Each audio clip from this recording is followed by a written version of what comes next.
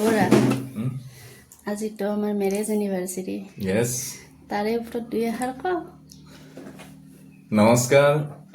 পোনপ্ৰথমে মই আমাৰ ত্ৰয়োদশ বিবাহ বাৰ্ষিকীৰ শুভকামনা জনোৱা ফেচবুক হোৱাটছআপ ইয়া ইনষ্টাগ্ৰাম ছ'চিয়েল মিডিয়াৰ মাধ্যমত শুভকামনা জনোৱা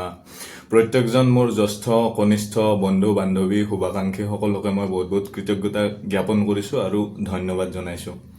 লগতে মোৰ ফালৰ পৰাও সকলোকে আন্তৰিক অভিনন্দন জনালোঁ সকলোকে মই বহুত বহুত ধন্যবাদ জনাইছোঁ যিসকলে মোক লগতে আমাৰ এওক মেৰেজ এনিভাৰ্চাৰীৰ শুভেচ্ছা জনাইছে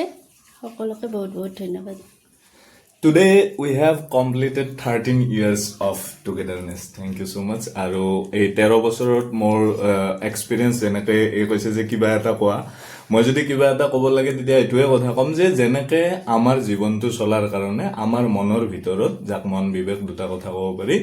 একজন প্ৰশ্নকৰ্তা থাকে একজন উত্তৰ দিওঁতা থাকে প্ৰশ্নকৰ্তা আৰু উত্তৰ দিওঁতাৰ সুন্দৰ সন্তুলনৰ ফলত এটা সুন্দৰ জীৱন মানুহে যাপন কৰে আৰু যেতিয়াই প্ৰশ্নকৰ্তা আৰু উত্তৰ দিওঁতাৰ সেই সন্তুলনটো কৰবাত খেলিমেলি হৈ যায় তেতিয়া আমি আত্মদহন বা তেনেকুৱা ধৰণৰ মানে আমাৰ অনুশোচনা এনেকুৱা দহিত হ'ব লগা হয় জীৱন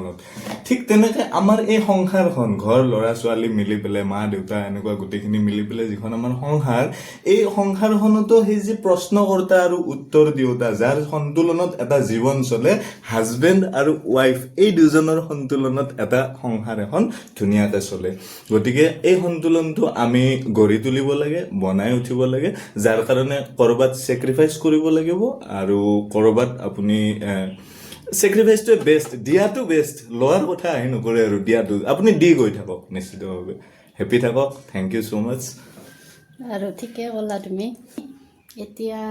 তোমাৰ কাৰণে যে বনাইছোঁ খানা কেনেকুৱা হৈছে কোৱা মানে 13 বছৰে সংসাৰৰ তিতা আৰু কেহা খাই খাই জিভাখনেদি একো সোৱাদ নোপোৱা হৈ গৈছো গমেই নোপোৱা হৈছো তথাপিও মানে ঠিকেই বনাইছা তুমি বহুত টেষ্টি টেষ্টি বনাইছা কাৱা biryani chicken leg piece special thank you ধন্যবাদ